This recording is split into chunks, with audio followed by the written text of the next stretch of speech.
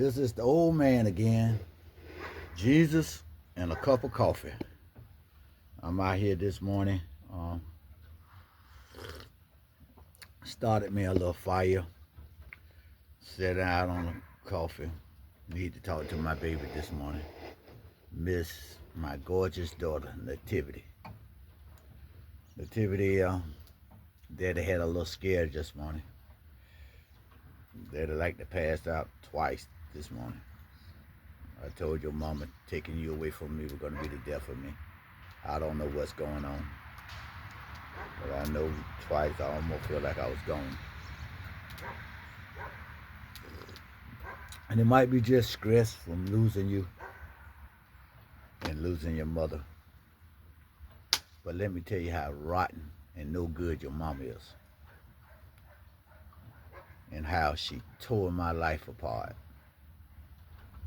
And I know people say, why would you disgrade your daughter, mother, or try to make her look bad in their sight? But in reality, this morning, Mama, I want to tell you how your daddy fumbled the ball. Your mama had texted me, I think, the day after she left, or the day she left. And she gave me a scenario of what she was and who she was. And she did it like God did Israel. I think that's the book of Jeremiah when he said they cleaned her up and he garnished her and wiped her down. He found her, she was bloody and what's called her, but she used it as dirt. And I want you to know, for some reason God brought that to my memory this morning of what she said. And the truth of the matter, she's right. Your mother ain't done nothing wrong. God's word says this, and I hope I don't misquote it. God says, hearken is better than the fat of the lamb. Hearken is better than, now I want to try to make sure I say it right.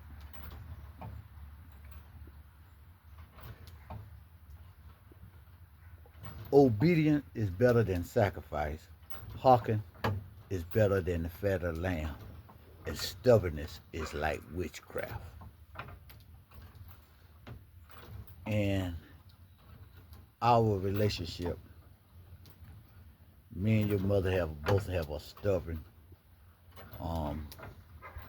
nature. We was, the last couple of months, we've been in a stare. I wouldn't do what she wanted, and she wouldn't do what I wanted. And we just was at a standoff. Nobody was giving any ground.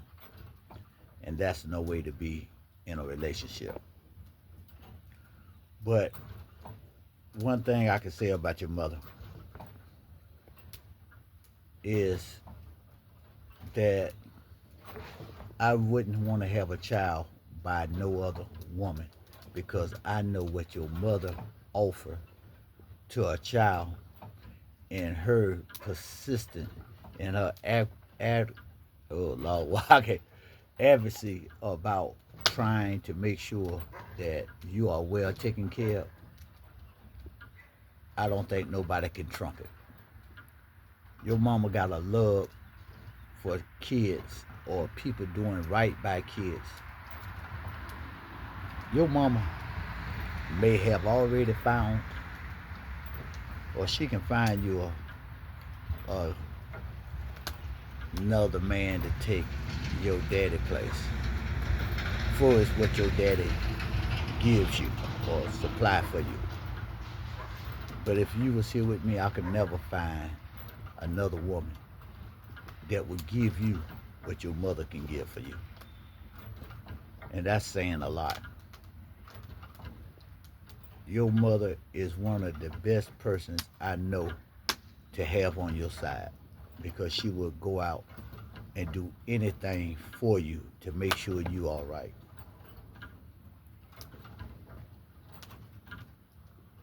When me and your mother met, we used to do a lot of activities together. We used to travel. We used to just do things, and it was joyful. And then it came a point of time in our relationship we stopped doing things together. And like I told her, it seemed like I know when the point of time. I guess I mentioned it to her when it seemed that.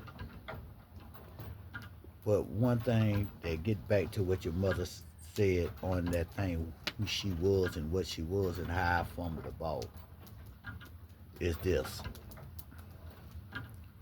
Your mother is a budding. When I met her, she was a budding flower. She was just a bud. And with a budding flower, you have to water it. You have to make sure it getting the right sunshine. You got to make sure that you keeping the weeds from growing around it. And I stopped doing that. So when I stopped doing that, I stopped getting the reaction from her that I wanted from her. The difference between me and your mother, and I want you to understand this in case you ever get in a relationship. I had a want from your mama. I wanted your mama to do this. I wanted your mama to do that. Your mama had a need. And there's a big difference between a need and a want. A want, you can want something, and if you get it or not, you still can go on. You can still move around and go on with your life and find some happiness. But when you have something that you need, that is necessary for your being, for your existence, it's hard to go on. It's hard to stay in that state with your mind being focused on going forward. What I'm saying to you, Nativity, your mother had a need of doing things together. If it ain't no more than washing dishes together, if it no more than cooking together, it's no more than sitting down watching TV together. She needed that. She needed that unity, something that we're doing together to help her to be who she could be, to give me her all. She needed me to be there in the simplest things. And I wasn't. I was so stubborn because of what I wanted from her she wouldn't give to me. I didn't realize what she was asking of me. It was a need. It wasn't a want. She didn't want to watch TV with me. She didn't want me to watch She didn't want to cook one part of the meal. She needed that. She needed that for her feeling a part. She needed to come outside and clean the yard.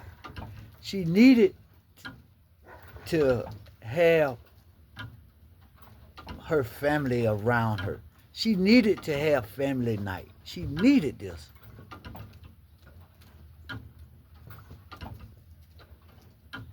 All I had is one. I want you to do this. I want you to do that. But because she didn't give me what I wanted, I didn't realize that what she was asking was not a want, it was a need. And if I would have done them simple things, you and her have been right here on this swing with me, enjoying a fire on a Friday morning, January the 9th, and loving each other and being in each other's life forever. So, mother, the point of this story is there's a few things in life that we really need, and God is the number one. But we need a person in our life who recognize how to keep a flower alive. And your daddy failed to make that bud grow into the beautiful flower that it truly is. And your mama is that flower. So I pray the man that has her hard will be better at watering, making sure it get enough sunlight, and keeping the weeds from growing around it. Until the next time, the old man, Coffee and Jesus. Peace out. Love you, my beautiful daughter, my gorgeous daughter.